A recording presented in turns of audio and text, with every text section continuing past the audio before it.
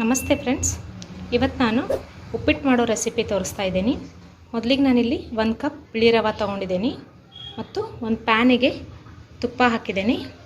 ಅದಕ್ಕೆ ಸ್ವಲ್ಪ ಕಡಲೆಬೇಳೆ, ಉದ್ದಿನಬೇಳೆ ಹಾಕಿ ರವೆಯನ್ನು ಹುರ್ಕೊಳ್ತೀನಿ. ಫ್ರೆಂಡ್ಸ್, ಇದು ಸರಿಯಾಗಿ ತುಪ್ಪದಲ್ಲಿ ಹುರ್ಕೊಳ್ಬೇಕು ಕಡಲೆಬೇಳೆ, ಉದ್ದಿನಬೇಳೆ. ಫ್ರೆಂಡ್ಸ್, ಇವಾಗಿದು ಸರಿಯಾಗಿದೆ, ಕೆಂಪಗಾಗಿದೆ ಕಡಲೆಬೇಳೆ, ಉದ್ದಿನಬೇಳೆ. ಇದಕ್ಕೆ ರವೆ ಹಾಕ್ತಾ ಇದ್ದೀನಿ.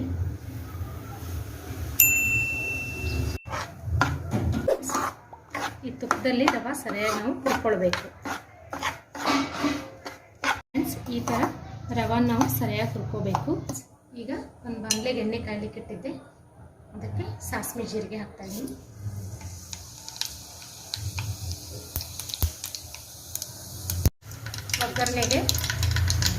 ಒಗ್ಗರಣೆಗೆ ಈರುಳ್ಳಿ, ಹಸಿಮೆಣಸಿನಕಾಯಿ, ಕರಿಬೇವು ಹಾಕ್ತಾ ಇದ್ದೀನಿ. ಫ್ರೆಂಡ್ಸ್, ಈರುಳ್ಳಿ ನಾವು 1 ನಿಮಿಷ ಸರಿಯಾಗಿ ಬೇಯಿಸ್ಕೊಳ್ಬೇಕು. ಫ್ರೆಂಡ್ಸ್, ಈಗ ಇದು ಸರಿಯಾಗಿ ಬೆಂದಿದೆ. ಇದಕ್ಕೆ ಸ್ವಲ್ಪ ಶುಂಠಿ ಹಾಕ್ತಾ ಇದ್ದೀನಿ,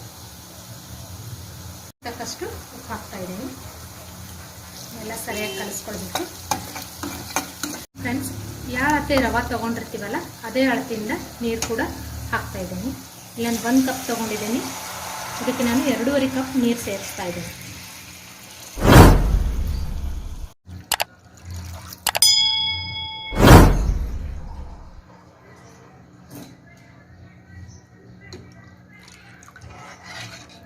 ಇದಕ್ಕೆ 1 ನಿಂಬೆಹಣ್ಣು ರಸ ಹಾಕ್ತಾ ಇದ್ದೀನಿ.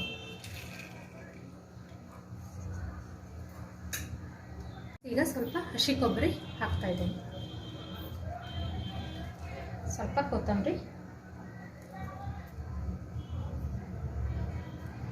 ಸ್ವಲ್ಪ ಸಕ್ಕರೆ ಕೂಡ ಹಾಕ್ತಾ ಇದ್ದೀನಿ.